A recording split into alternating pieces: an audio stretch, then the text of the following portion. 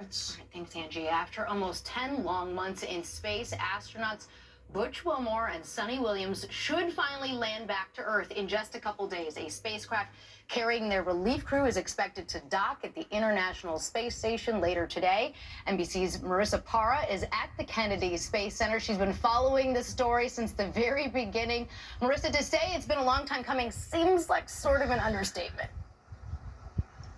Exactly. And you know what? For all of us, we have all been here since day one. But, you know, last night was such a fun one for so many of us. And conditions could not have been better for Crew 10 to head up to the International Space Station between the blue skies, no technical issues.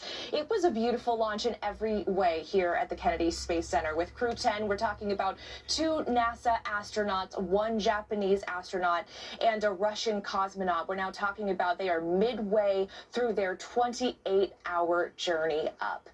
And they will, as we've talked about, relieve Crew 9, 2 of whom arrived at the space station in September. As we've talked about, of course, Butch and Sonny. Now, they had launched last June. For those of you who were with us as we were here for that launch, they were part of that demo mission, the very first time that we ever saw Boeing Starliner take astronauts up to the International Space Station. But of course, after a series of suspected issues that engineers wanted more time to look at, they wanted to be very cautious. So Starliner ended up returning to Earth without them. And of course, Crew 9 saving 2 seats when Crew 9 went up to the International Space Station last September. Now, last night's launch comes after a scrub earlier in the week. There was a suspected issue with the clamp arm, the hydraulic system. They needed to flush out a pocket of air. But guys, this is an exciting time in every way for space when we talk about this. Of course, not just looking ahead to Crew 10 docking at the International Space Station, but the future of Boeing Starliner, and then eventually, hopefully, bringing humans back to the moon in just a couple of years, guys.